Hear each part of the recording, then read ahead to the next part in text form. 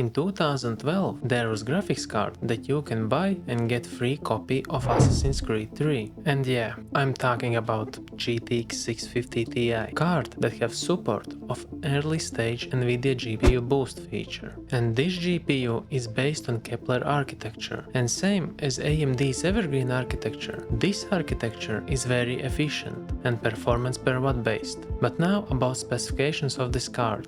This card came out in 2012. Card is equipped with efficient GK106S graphics processor. Of course, I know that there was rarely variants with GK106 graphics processor, but personally I've never seen one, but maybe someday I will get hands on that kind of piece of history. But continuing, this card came with 768 shading units and with two different memory sizes. I have 1GB version, but there was 2GB version too, but both sizes share the same GDDR5 memory type, and this card have 128-bit bus width and TDP of 110 watts. Okay, I know, you guys mostly are here because of game benchmarks. Then let's get straight into it. Starting with Counter-Strike 2, 1080p, low preset. Average frame rate was 74.2 FPS, minimum was 31.7 FPS, but maximum was 116.2 frames per second. I really think that this card would leverage in this game with little overclock, but otherwise game was playable, but only in low graphics preset.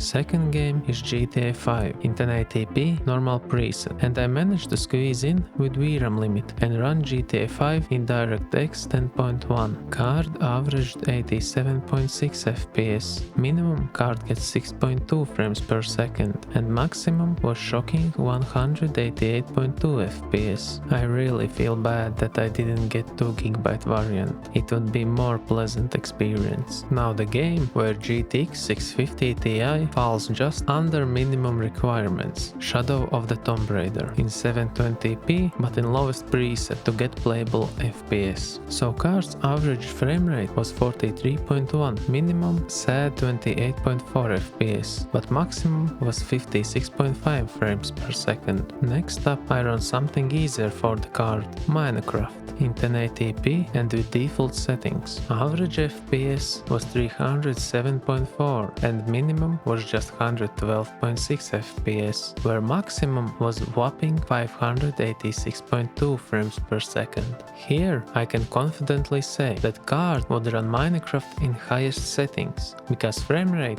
was beyond for enjoyable experience. But now it's time for more complex tasks. I run 3D Mark's Skydiver in 1080p and card's graphics score was 10,907 points, where physics score was 18,054 points. You need to count that this card's NVIDIA's physics support was in early stages, so card's score was pretty good, I would say. And for the last, I run Heaven Benchmark in 1080p low preset, and of course in DirectX 11. Average FPS was 74, where minimum was 46.4 frames per second and maximum was 117 frames per second. And GTX 650 Ti scored 1,863 points. For end, I saved cool fact about GTX 650 Ti and other Kepler architecture cards. And cool fact, or I guess you can call it feature, is dynamic parallelism. It is feature which allows to create and manage GPU threads without sending signal back to the CPU. This feature was introduced in Kepler era and it continues even in nowadays. But it's now time to say really big thanks for watching who made till the end, and subscribe.